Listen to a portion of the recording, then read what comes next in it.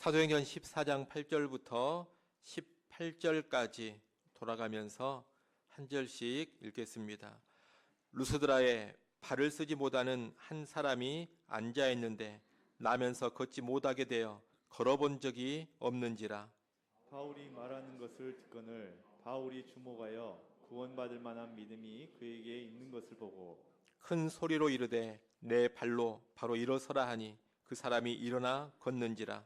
우리가 바울이 한 일을 보고 루아고니아 방언으로 소리질러 이르되 신들이 사람의 형상으로 우리 가운데 내려오셨다 하여 바나바는 제우스라 하고 바울은 그 중에 말하는 자이므로 헤르메스라 하더라. 시외 제우스 신당의 제사장이 소와 화환들을 가지고 대문 앞에 와서 우리와 함께 제사하고자 하니 두 사도 바나바와 바울이 듣고 옷을 찢고 무리 가운데 뛰어 들어가서 소리질러 이르되 여러분이여 어찌하여 이러한 일을 하느냐 우리도 여러분과 같은 성정을 가진 사람이라 여러분에게 복음을 전하는 것은 이런 헛된 일을 버리고 천지와 바다와 그 가운데에 만물을 지으시고 살아계신 하나님께로 돌아오게 함이라.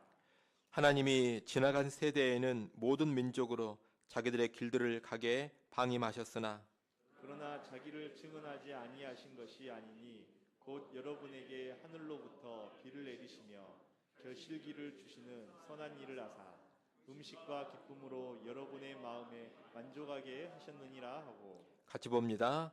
이렇게 말하여 겨우 무리를 말려 자기들에게 제사를 못하게 하니라. 아멘. 사람은 특별한 일을 보면서 쉽게 영웅을 만들어내곤 합니다. 어떤 운동선수가 세계적인 기록을 세우면 사람들은 그에게 열광합니다. 어떤 정치인이 큰 업적을 남기면 사람들은 그를 구국의 영웅이라고 추켜 세웁니다. 어떤 기업가가 큰 성공을 하면 많은 사람들이 그를 거의 전설적인 인물처럼 이야기합니다. 물론 사람이 탁월한 일을 하면 그에게 존중과 감사를 표하는 것은 나쁜 일이 아닙니다. 업적을 이룬 사람을 향한 존중과 감사는 당연하고 마땅한 일입니다. 그런데 문제는 무엇이냐? 존중과 감사를 넘어서 그 사람을 절대화시키는 겁니다. 절대화라는 것은 그 사람이 없으면 망한다고 생각을 하면서 무조건 그 사람을 떠받들고 따르는 것입니다. 일종의 맹종, 맹신입니다. 우리는 놀라운 일을 보면 그 일을 이루게 하신 하나님을 바라보지 못하고 그 일을 행한 사람에게 매여버리곤 합니다. 그래서 그 사람을 절대화시키고 신처럼 떠받듭니다. 오늘 우리가 읽은 사도행전 말씀에서도 이런 일이 벌어집니다. 오늘 본문은 루스드라에서 일어난 한 사건을 기록하고 있습니다. 이 사건은 놀라운 기적으로 시작됩니다. 8절에 보면 나면서부터 걷지 못한 사람이 있었습니다. 이 사람은 평생 동안 걸어본 적이 없는 사람입니다. 그런데 이 사람이 바울이 전하는 말씀을 유심히 듣고 있었습니다. 바울이 말씀을 전하면서 이 사람을 주목해 보니 구원받을 만한 믿음이 그 안에 분명히 있었습니다. 그래서 바울이 그 사람을 향해 외쳤습니다. 네 발로 바로 일어서라. 그 순간 이 사람은 벌떡 일어나 걷게 됐습니다. 여러분, 이것은 단순한 치료가 아닙니다. 평생 동안 사용해 본 적이 없었던 근육과 신경이 즉각적으로 작동되는 놀라운 기적입니다. 이 장면은 사도행전 3장에서 사도 베드로가 예루살렘 성전 미문에 앉아 있었던 안진뱅이를 고쳤던 사건과 아주 유사합니다. 사도행전 3장에서도 나면서부터 못 걷던 사람에게 사도 베드로가 명령하니 그 사람이 즉시 일어나 걸었습니다. 그런데 지금 그때와 동일한 패턴으로 같은 기적이 일어난 겁니다. 여러분, 이것은 복음의 능력이 사도 베드로에게만 있는 것이 아니라 사도 바울을 통해서도 동일하게 나타나고 있다는 것을 보여주는 겁니다. 사도 베드로가 복음을 가지고 복음의 능력을 나타내며 사역했던 것처럼 똑같이 지금 사도 바울도 동일한 복음의 능력을 보이면서 복음의 사역을 감당하고 있는 겁니다. 그런데 문제는 이 기적 후에 벌어집니다. 사람들이 기적을 보고 놀라는 것은 당연합니다. 하지만 루스드라 사람들은 거기서 더 나아가서 전혀 엉뚱한 결론을 내려버립니다. 그들은 이 기적을 보고서 신들이 사람의 형상으로 우리 가운데 내려오셨다 이렇게 외칩니다. 바울과 바나바를 신으로 여겨버린 겁니다. 그리고 바나바를 최고 신인 제우스라고 부르고 말씀을 전했던 바울을 전령의 신이요 웅변의 신인 헤르메스라고 부릅니다. 이들이 이런 반응을 보인 데는 나름의 이유가 있기는 합니다. 이 루스라 지역에는 오랜 전설이 하나 내려오고 있었습니다. 옛적에 이 루스드라 지역에 제우스와 헤르메스 신이 인간의 모습을 하고 내려왔는데 그때 이 지역 사람들이 제대로 대접을 하지 않아서 큰 홍수로 벌을 받았다는 전설입니다. 이런 전설을 믿고 살았던 루스드라 사람들은 이번에는 이 신들을 우리가 제대로 대접해야 되겠다 이런 생각을 한 겁니다. 그래서 제우스 신전의 제사장들이 소와 화환을 가지고 와서 바울과 바나바에게 제사를 드리려 하는 겁니다. 우리는 여기서 기적 자체에 매몰되어 버리는 인간의 어리석음을 보게 됩니다. 여러분, 기적보다 중요한 것은 기적이 가리키는 방향입니다. 손가락이 달을 가리키면 우리는 달을 봐야 합니다. 그런데 사람들은 그 손가락에 열광을 하곤 합니다. 기적은 하나님을 가리키는 표지판입니다. 그러나 사람들은 그 표지판 앞에서 멈춰버립니다. 그리고 하나님이 아니라 기적 자체에 열광을 하고 기적을 나타낸 그 사람을 숭배해버립니다. 여러분, 이것이 우상 숭배라는 헛된 일의 시작입니다. 우리는 오늘 본문을 통해서 우리가 버려야 될 헛된 일은 무엇인지, 그리고 우리가 바라봐야 될 참된 대상은 누구인지를 살펴보고자 합니다. 먼저 우리는 사람을 신으로 만드는 헛된 일을 버려야 합니다. 루스드라 사람들은 기적을 보고서 사람을 숭배하려고 했습니다. 그들의 열심은 대단했습니다. 제사장이 찾아왔습니다. 제물로 소를 끌고 옵니다. 많은 화환들도 준비했습니다. 그러나 이 모든 열심이 헛된 열심이었습니다. 왜 그렇습니까? 한낱 피조물에 지나지 않는 인간을 신처럼 숭배하는 일이었기 때문입니다. 오늘 본문 15절 중간에 보면 바울은 이런 행태를 가리켜서 뭐라고 부르느냐? 헛된 일이라고 부릅니다. 이 헛된 일은 헬라어 원문으로 보면 복수형으로 되어서 헛된 것들 이런 뜻입니다. 헛된 것들이란 공허하고 생명이 없는 것들을 의미합니다. 우상이 바로 이런 헛된 것들입니다. 현대인들은 이 루스드라 사람들처럼 무슨 소를 끌고 와서 그 사람 앞에서 제사 드리는 식의 우상 숭배를 하지는 않습니다.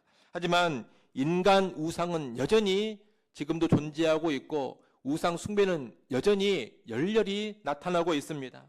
사람들은 정치 지도자를, 연예인을, 성공한 기업가를, 스포츠 스타를 거의 신적인 존재처럼 바라봅니다. 맹목적으로 추종하고 떠받듭니다. 특히 교회 안에서 이런 일들이 자주 일어납니다. 신자들은 영적 지도자나 유명한 사역자의 능력에 매료되어서 그 사람을 마치 신처럼 의지하고 바라보곤 합니다. 유익을 주거나 문제를 해결해주는 이 영적 지도자를 절대화시켜버리는 겁니다. 그래서 그 지도자가 없으면 교회가 망할 것처럼 생각을 합니다. 그 사역자가 없으면 하나님 나라가 굉장한 타격을 받을 것처럼 생각합니다. 그들이 무슨 짓을 하더라도 떠받들고 따릅니다. 여러분, 이것이 바로 현대판 제우스와 헤르메스 숭배입니다. 사람을 우상화시키는 헛된 일인 겁니다. 여러분, 사람을 통해 역사하시는 분은 하나님이시오. 사람은 그저 도구에 지나지 않습니다. 하나님이 그 사람을 쓰셨을 뿐입니다. 그러니 사람이 아닌 하나님께 집중해야 합니다.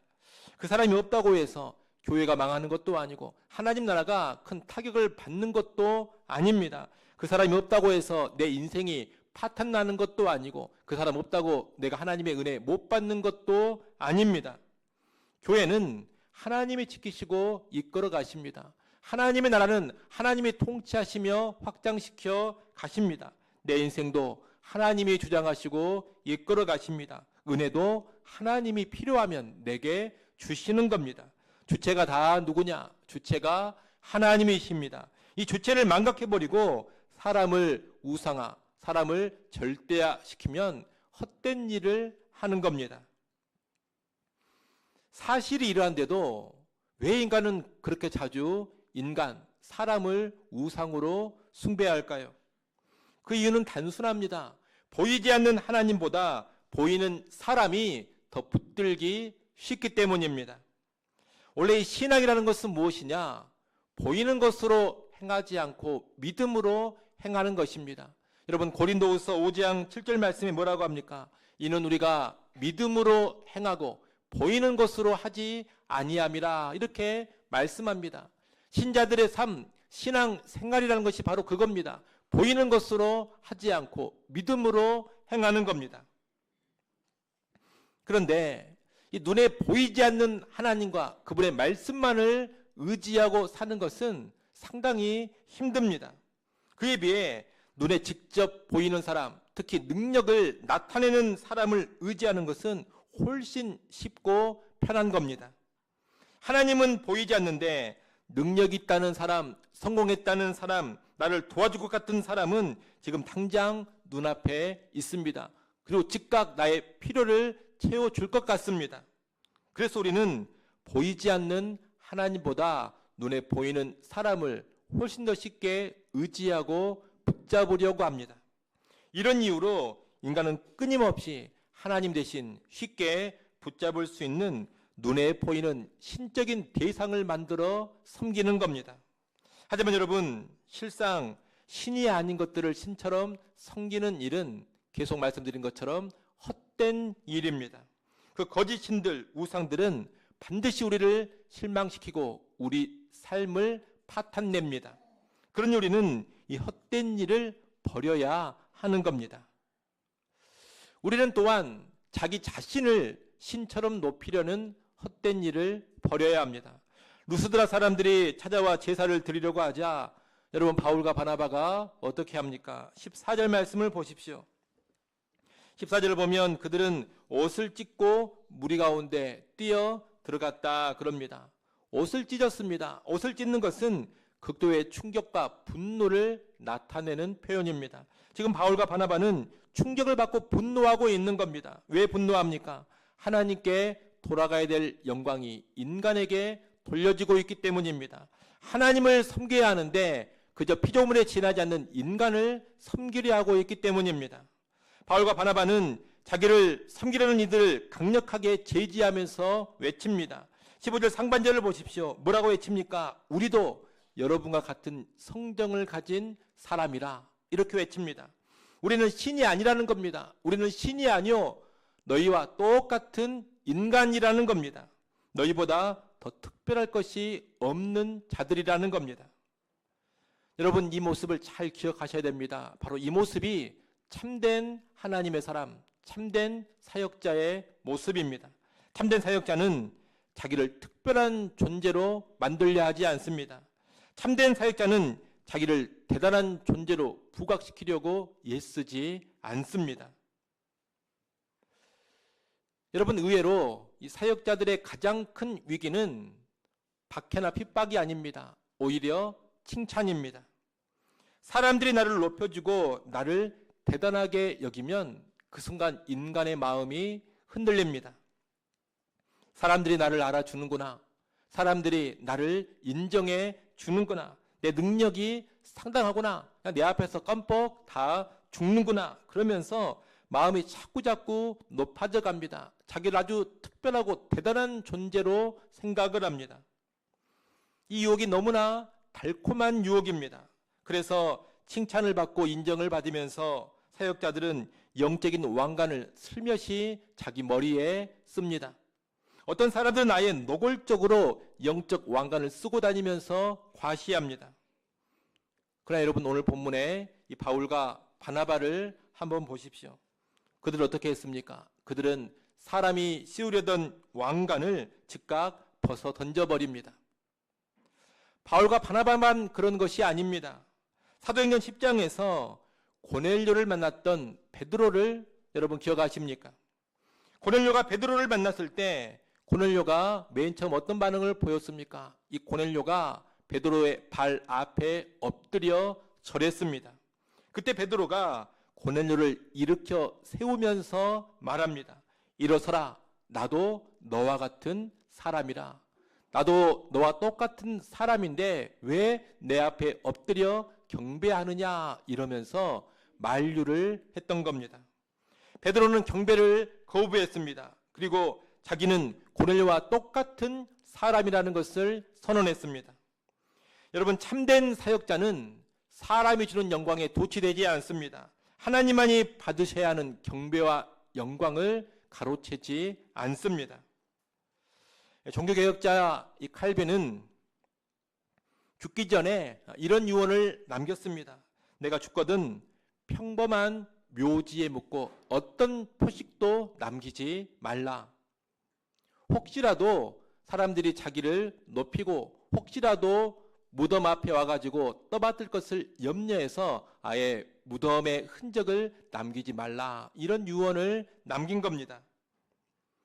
그래서 후대에 한동안 이 위대한 개혁자 칼빈의 무덤을 찾지를 못했습니다.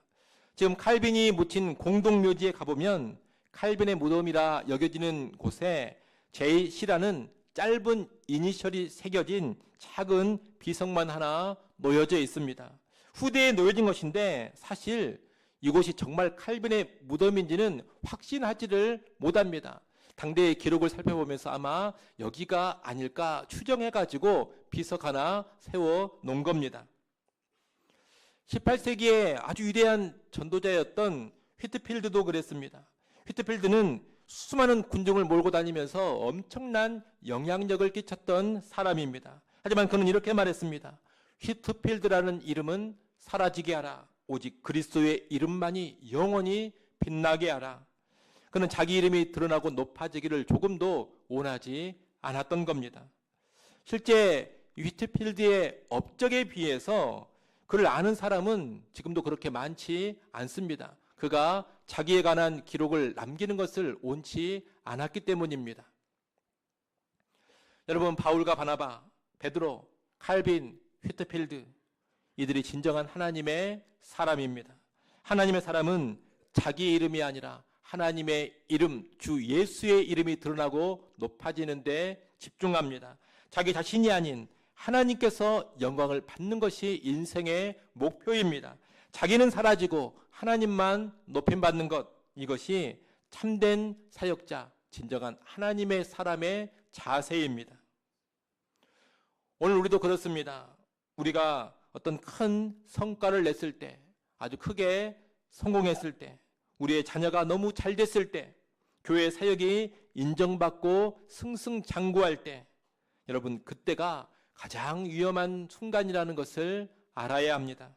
그때 우리는 분명히 이렇게 고백해야 합니다. 이 모든 것은 내가 아니라 하나님이 하신 일입니다. 이 모든 것은 다 하나님의 전적인 은혜입니다. 여러분, 사람들이 나를 자꾸 높여줄 때 완곡하게 거절하면서 한편으로 재미를 보려고 하지 마십시오. 거절하는 척하면서 은근히 즐기려고 하지 마십시오. 바울과 바나바를 보십시오. 옷을 찢어버리지 않습니까? 옷을 찢으며 화를 내지 않습니까? 혹시라도 우리를 높이고 우리를 우상화시키려는 시도가 있다면 그 앞에서 우리는 이처럼 격렬하게 반응을 해야 합니다. 제가 아는 한 교회 목사님은 사역을 정말 잘하셨습니다. 성도들이 너무나 존경했습니다. 한 번은 교회 행사를 할 때 약간 웃자 이런 식으로 그 목사님을 칭송하는 노래를 인도자들이 나와서 불렀습니다. 그때 이 목사님이 그 노래를 듣자마자 격노했습니다. 지금 뭐 하는 짓이냐 이러면서 크게 화를 냈습니다. 그래서 기쁘게 준비한 교회 행사가 파탄이 나버렸습니다. 분위기가 쎄해져 버린 겁니다. 웃으면서 좀 넘어갈 수 있는 일에 너무 과민하게 반응한 것 아닌가, 이런 생각을 할 수도 있습니다. 하지만 여러분, 그것이 아닙니다. 그 목사님의 태도가 합당한 것입니다. 여러분, 기본적인 존경과 감사는 필요합니다. 하지만 그 선을 넘어서 조금이라도 숭상하려는 분위기가 나타난다면 사역자는 격하게 거부해야 합니다. 그것이 합당한 사역자의 태도인 겁니다. 설령 웃자고 한 일이라 하더라도, 농담이라고 하는 그런 일이라 하더라도 숭상하려는 분위기는 여하튼 독이 되는 겁니다. 절대로 수용해서는 안 됩니다.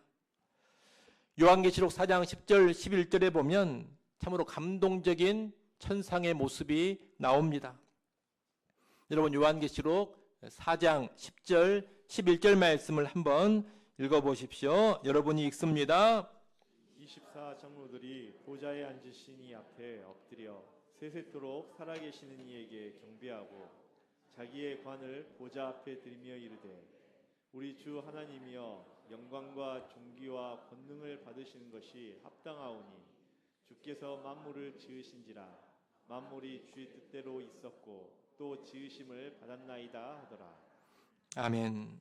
여러분, 여기 보면 지금 천상의 예배 장면인데 24장로가 등장합니다. 이 24장로는 교회를 상징하는 사람들입니다.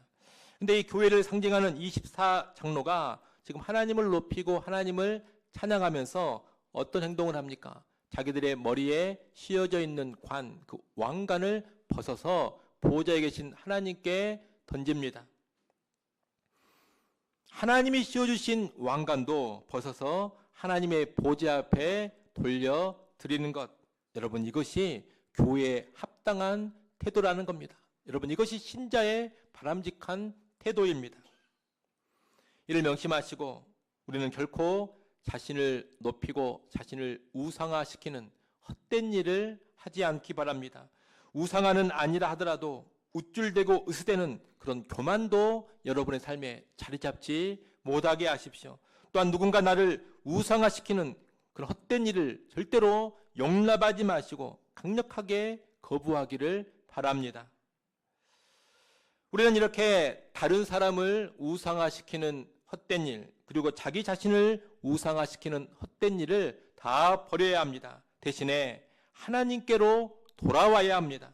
바울은 헛된 일에 빠져있는 루스드라 사람들에게 진정으로 바라봐야 될 참된 분을 소개합니다.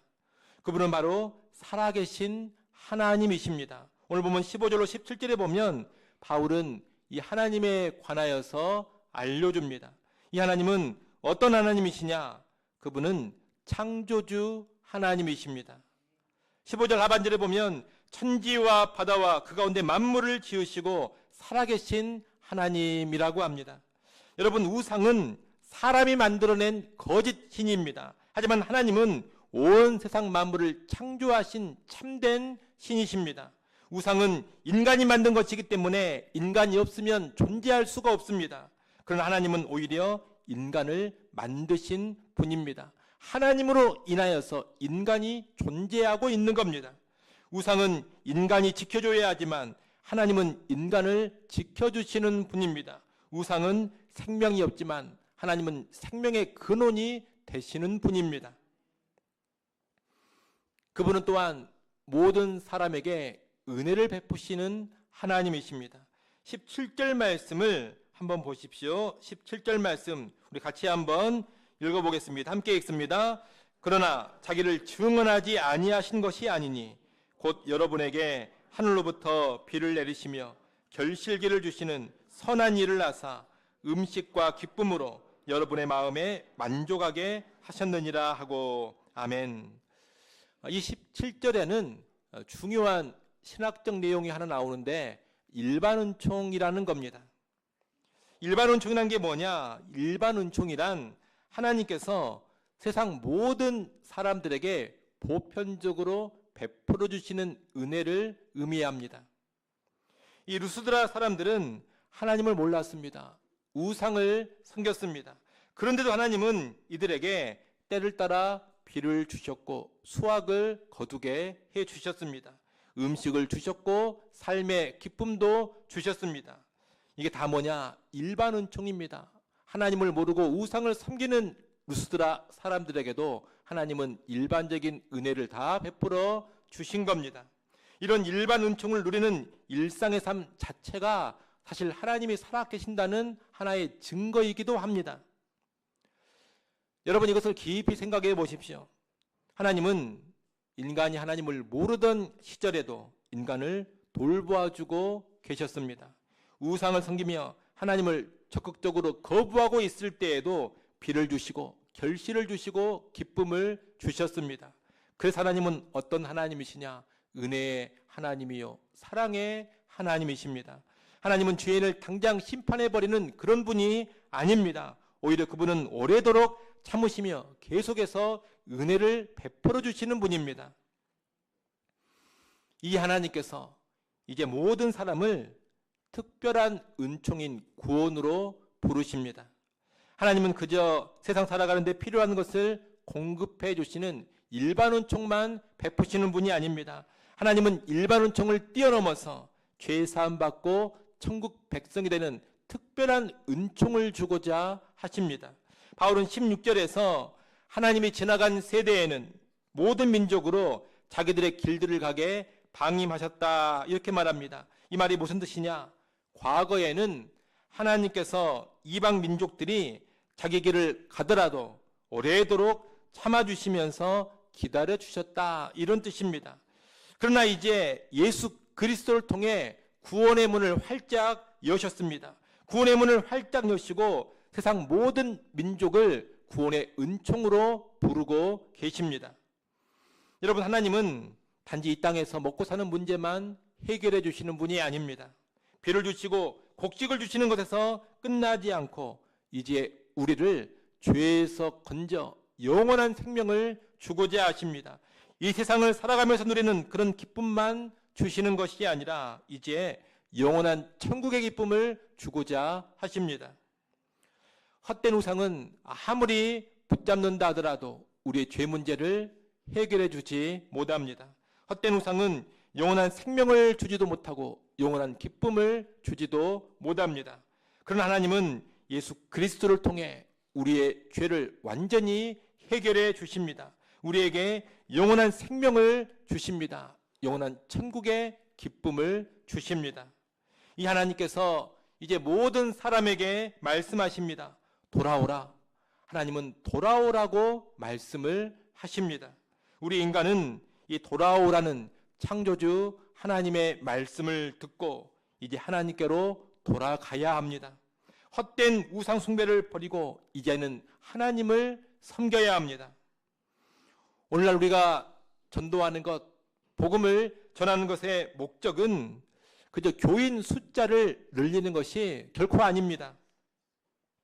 복음 전파의 목적은 헛된 것에 인생을 걸고 있는 사람들을 돌이켜서 살아계신 창조주 하나님을 섬기게 하는 겁니다.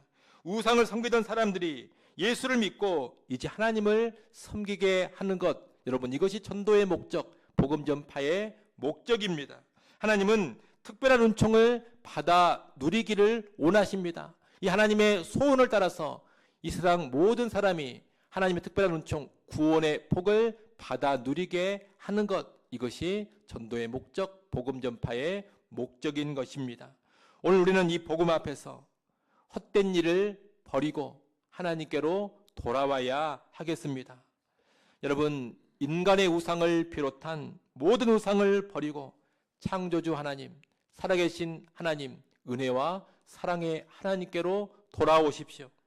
하나님이 보내신 구주 예수를 의지해서 하나님께로 돌아오십시오. 그럴 때 죄 사함 받고 영원한 생명과 영원한 기쁨을 누리게 될 것입니다. 이제 말씀을 맺습니다. 오늘 본문에 이 루스드라 사람들은 기적을 보고서도 하나님께 나아가지를 못했습니다. 오히려 인간을 신으로 만들어 섬기려 했습니다. 여러분, 이것이 인간의 본성입니다. 하나님을 놓치면 우리는 반드시 다른 무언가를 붙들게 됩니다. 하나님을 모르면 반드시 다른 것을 붙잡고 섬기게 됩니다. 그러나 그 모든 것은 결국 우리를 살리지 못하는 헛된 것들입니다. 여러분, 오늘 하나님께서 단순하지만 분명하게 말씀하십니다. 헛된 일을 버리고 나에게로 돌아오라. 여러분, 우리가 헛된 것을 더 붙잡고 있을 이유가 없습니다. 하나님께 돌아오기를 더 이상 미룰 이유도 없습니다. 사람도 내려놓으시고 나 자신도 내려놓으시고 내가 의지하던 모든 것들을 다 내려놓으시고 이제 창조주 하나님, 살아계신 하나님께로 돌아오십시오. 은혜와 사랑의 하나님께로 돌아오십시오. 우리 인생은 결국 무엇을 섬기며 살았는가? 이것으로 결판납니다. 헛된 것을 섬기며 살면 허무한 인생, 헛된 인생 되고 맙니다. 살아계신 하나님을 섬겨야 하지만 영원한 인생이 되는 겁니다. 그러니 오늘 이 자리에서 분명히 선택하시기를 바랍니다. 나는 헛된 것을 버리고 오직 하나님만 섬기겠습니다. 이 고백이 우리의 결단이 되고 우리의 삶이 되기를 바랍니다. 그래서 하나님이 주시는 그 놀라운 특별한 은총, 구원의 복을 풍성히 받아 누리기를 간절히 바랍니다. 기도합니다.